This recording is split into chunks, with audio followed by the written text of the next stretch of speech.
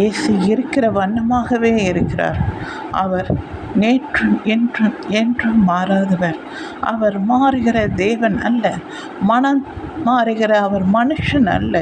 அவர் ஒரு தேவன். அவர் உங்களை நேசிக்கிறார். அவர் உங்களை அணைக்கிறார். நீங்கள் வருத்தப்பட்டு பார சுமக்கிறவர்களே, நீங்கள் எல்லாரும் என்னிடத்தில் வாருங்கள், நான் உங்களுக்கு இளைப்பாறுதல் தருகிறேன் என்று சொன்னவர். அவரிடத்தில் விசுவாசத்தோடு போங்க. என்னால் சொல்ல முடியாத பாடுகளை நான் படுகிறேனே, உடம்பு ரீதியாகவும் மன ரீதியாகவும் நான் வேதனைக்குள்ளே இருக்கிறேனே, அப்பா என்னை கண்ணோக்கி பாருங்கள் என்று சொல்லி ஆண்டவரிடத்துல போங்க. உங்கள் கவலைகள் எல்லாவற்றையும் சொல்லுங்கள். ஆண்டவர் அதை எல்லாம் மாற்றி போட வல்லவராக இருக்கிறார்.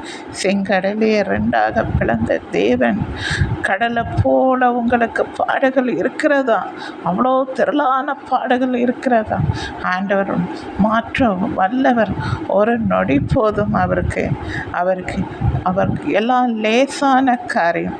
மண்ணை பிசைந்த மனிதனாய் பிறந்த மனிதனாய் உருவாக்கின தேவன் உங்களை மாற்ற அவரால் முடியாதா? உங்கள் கவலைகள் எல்லாம் போக்க அவரால் முடியும். நீங்கள் விசுவாசித்தால் தேவனுடைய மகிமையை காண்பீர்கள். என் மகளே எழுந்து வா, என் மகனே நீ எழுந்து வா, உன் ஒளி வந்தது. நீ உலகத்துக்கு உப்பாகவும் வெளிச்சமாகவும் மாறப்போகிறார். இன்றே நீ அதை விசுவாசி. நான் உன்னை நேசிக்கிறேன், நான் உன்னை அணைத்து கொள்வேன். நீ என்னிடத்திலே வா மகனே, என்னிடத்திலே வா மகனே என்று ஆண்டவர் ஒவ்வொருத்தரையும் அழைக்கிறார். அவருக்கு யாரையும் பிடிக்கும் என்று இல்லை.